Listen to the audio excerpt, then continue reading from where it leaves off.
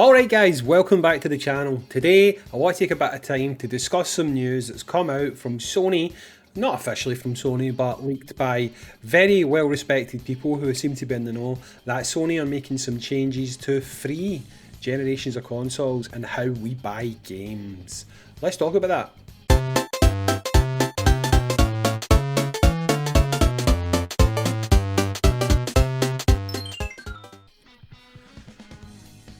So it's been reported today that Sony is set to close the PS3, the PS Vita and the PSP stores, which means players will no longer be able to make digital purchases or buy any DLC in each of those respective platforms.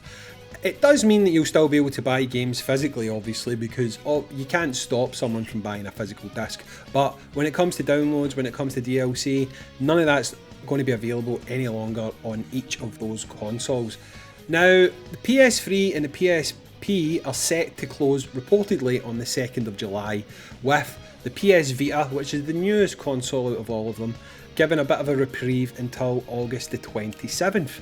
So, this is actually important for a couple of reasons. One, these are the first consoles that allowed you to buy digital games. Before this, obviously on the PS2 and on the PS1, all of your game purchases were disc based.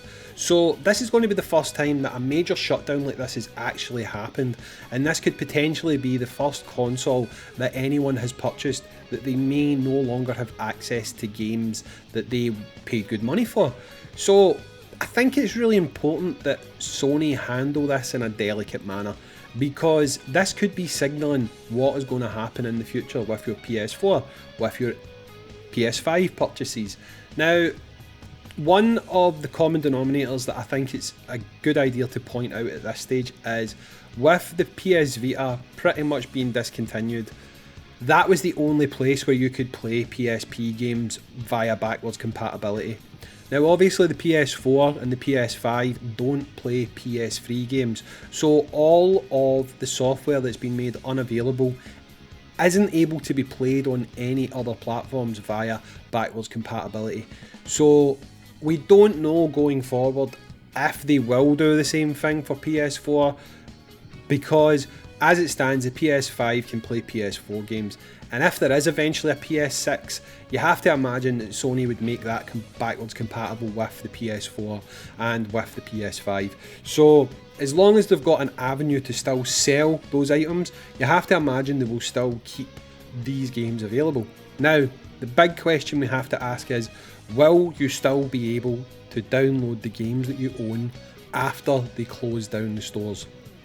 Now at this point, they did close down the storefronts on PSP a number of years ago. However, you could still download games via your download list, but you could also still buy those games via the web browser. You're no longer going to be able to do that, and you're no longer going to be able to buy Vita games. So at the moment, it is a bit of an unknown as to whether you're even going to be able to download your pre-existing library. So I would pay attention to this one, and obviously I'll come back and I'll update you guys when I find out a bit more about it. But if it turns out that you're basically one and done, have the games downloaded, or you've lost them forever, it might be time to invest in larger memory cards or larger hard drive storage to get your games downloaded and get them saved onto your console. Again, I'd like to think that Sony wouldn't do this. They would still allow you an avenue to download your games, because like I say, this is basically showing you what the future could hold if these more popular consoles die out in the future, which they obviously will. They don't want to set a precedent where you're not able to download your games again. Anyway, just a short news update as usual guys. This has been Haze Inc. Remember to like the video, subscribe to the channel, and I'll catch you in the next one. Bye.